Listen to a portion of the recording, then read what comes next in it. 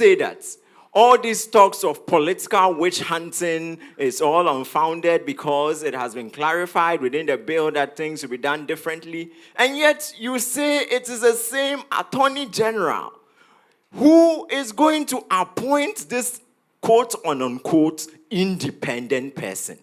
If politicians are the problem causing corruption, how can a politician independently appoint someone who is going to be independent? It doesn't make sense. Now, Mr. Speaker, again, they talk about, even still on this point of independence, this is one serious issue a lot of CSOs and state institutions or social institutions have raised about the rights, the special prosecutor bill. Because if you are bringing an office of special prosecutor who cannot independently prosecute because he has been appointed by a politician, that even undermines the essence of the office. Now, why are we calling for right to information bill? Mr. Speaker, we are calling for right to information bill because every one of us individuals can walk to any public institution and demand information.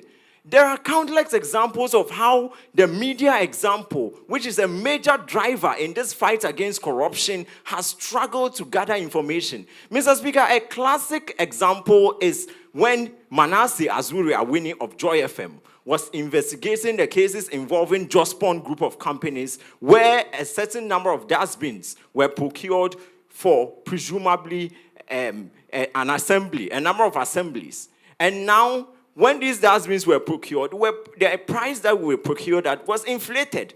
Now, Manasseh Azuri-Awini, being a diligent investigative journalist, was going around asking the assembly to give him information about the matters. And the assembly says, we have to consult Attorney General first before we can give you information. Meanwhile, they didn't go and consult Attorney General. Manasseh Azuri on his own went to Attorney General to ask him that, have they come to consult you? He said, no. But still, you can go ahead and access the information. Now, they went back to the assembly to ask assembly, where is the information? Assembly says the information is missing. All this back and forth, back and forth. If there was a simple right to information bill, this will save us the cost. Already my principal speaker has indicated the legal fees. Yes, you can go to court when an institution is not giving you the information you desire. But how many people in fighting corruption would even have the desire anymore to go on? If you want a simple information to bring out a case of corruption and the people is not bringing the information, how can you get it? Honorable members here, please tell me, should the right to information bill be passed and you go to the military for information, will you be given? Yes. You'll not be given because they'll tell you that this is security matters. When we unveil it, it's to the detriment of our own nation, so we're not going to deliver it. Okay? So will you go to the presidency and say, we are going to... Will you go to the Flagstaff House and say, Mr. President, reveal to us some secrets about your office? Will he give it to you? Because he'll tell you that if I do that, it's going to be to the detriment of our nation, so I'm not going to give it to you. So why do we force ourselves to bring this bill at all?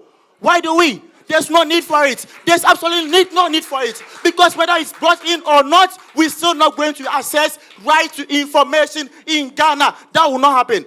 Even though democracy is working, there's free delivery of information, but right to information as to when citizens will be given information which are so secretive and they're so, judicious to the state, you are not going to be given.